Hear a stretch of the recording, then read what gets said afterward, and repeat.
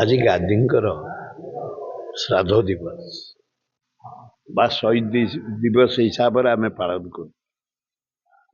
ମହାତ୍ମା ଗାନ୍ଧୀ ମାନବ ସମାଜର ସବୁଠୁ ମୁଖ୍ୟ ଥିଲେ। ପୃଥିବୀ ତାଙ୍କୁ ମହାତ୍ମା ହିସାବରେ ଗ୍ରହଣ କରିଛି।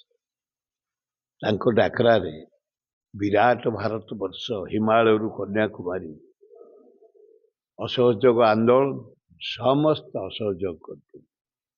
ସ୍ୱାଧୀନତା ପାଇଁ ତାଙ୍କର ଦାନ ଅତୁଳନୀୟ।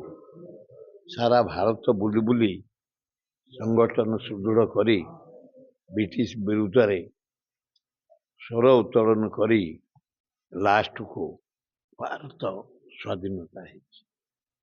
ତାଙ୍କରି ଆଜି ଯେଉଁ ତିରୋଧାନ ଦିବସ, ଦୁଃଖର ବିଷୟ, ଭୁବନେଶ୍ୱର ସହରରେ ଆମେ ପ୍ରଥମେ ଯେତେବେଳେ ଗାନ୍ଧୀ ମୂର୍ତ୍ତି ବସେଇଲୁ, ଶ୍ରାଦ୍ଧ ଦିବସରେ ଜନ୍ମ ଦିବସରେ ହଜାର ହଜାର ଲୋକ ଯୋଗ ଦିଅନ୍ତି।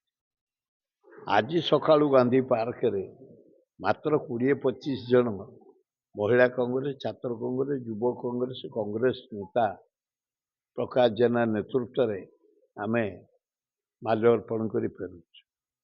ଲୋକେ ଭୁଲିଗଲେ ତାଙ୍କ ଦାନ ଅତୁଳନୀୟ। ତାଙ୍କ ଅହିଂସା ନୀତି ପୃଥିବୀର ଅହିଂସା ବଳରେ ସେ ଭାରତ ସ୍ୱାଧୀନତା ପାଇଥିଲେ। ଆଜି ତାଙ୍କୁ ମନେ ପକାଇବା ପାଇଁ ସମସ୍ତେ ବ୍ୟାକୁଳ, କିନ୍ତୁ କାହା ଆଖିରେ ଲୁହ ନାହିଁ। ଯାହା ମୁଁ ଦେଖୁଛି ଚାରିଆଡ଼େ ଷ୍ଟାଚ୍ୟୁ, ଯେତେ ଜାଗାରେ, ମୁଁ ଆଜି 3 ଜାଗା ଗଲି, 20 ଜଣ, 25 ଜଣ, 30 ଜଣ। ଗାନ୍ଧୀ ପାର୍କରେ ଆମ ହେଉଛି 50 ଜଣ। ଦୁଃଖଦାୟକ ବିଷୟ। ସମସ୍ତେ ଗାନ୍ଧୀକି ଭୁଲି ଯିବାକୁ ଚେଷ୍ଟା କଲେଣି। ଗାନ୍ଧୀ ପୃଥିବୀର ଅଦ୍ୱିତୀୟ ନେତା। ତାଙ୍କୁ ପୂଜା କରିବା ସମସ୍ତଙ୍କର କର୍ତ୍ତବ୍ୟ।